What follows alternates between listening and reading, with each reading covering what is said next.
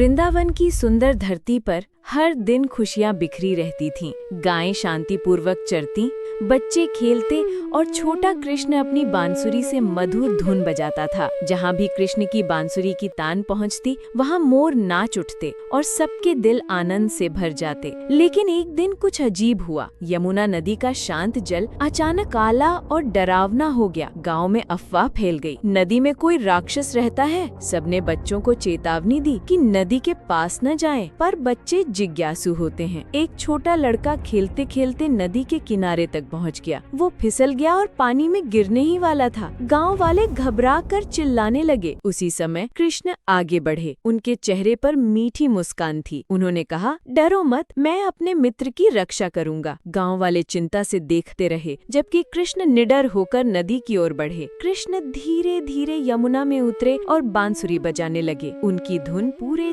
जल में गूंज उठी। अचानक नदी का जल कांप उठा और एक विशाल नाग कालिया जल से बाहर निकला। उसकी आंखें लाल अग्नि जैसी चमक रही थीं और उसके फन पानी को ऊंचा उछाल रहे थे। लेकिन कृष्ण निर्भय थे। वे झटपट नाग के फन पर कूद गए। कालिया ने जोर से वार किया, पानी चारों ओर उछला, पर कृष्ण हल्के कदमों से उसके फनों पर नाचते रहे। जैसे जैसे कृष्ण के बांसुरी की धुन गूंज उठी, कालिया की शक्ति घटने लगी। वो थक कर चुप हो गया। आखिरकार कालिया ने हार मान ली और कृष्ण के सामने झुक गया। कृष्ण ने उसे दयालु दृष्टि से देखा और कहा, किसी को हानि मत पहुंचाओ, इस नदी को छोड़कर कहीं दूर चले जाओ। कालिया ने वचन दिया और धीरे धीरे यमुना को छोड़कर निकल गया। जैसे ही नाग चला गया, यमुना का जल फिर से निर्मल और चमकदार हो गया। मछलियाँ खुशी से तैरने लगी, पक्षी आकाश में उड़ने लगे और गाँव वाले आनंद से झूम उठे। वो छोटा लड़का जिसे कृष्ण ने बचाया था, दौड़कर कृष्ण को गले लगा लिया। कृष्ण मुस्कुराए और बोले, जहाँ साहस और दया हो, वहाँ डर कभी टिक नहीं सकता। फिर उन्होंने बांसुरी उठाई। उसकी तान से वृंदावन गूंज उठा। बच्चे नाचने लगे, गाय पास आ गई और मोर अपने रंगीन पंख फैलाकर नाचने लगे। पूरा वृंदावन फिर से खुशी और भक्ति से भर गया।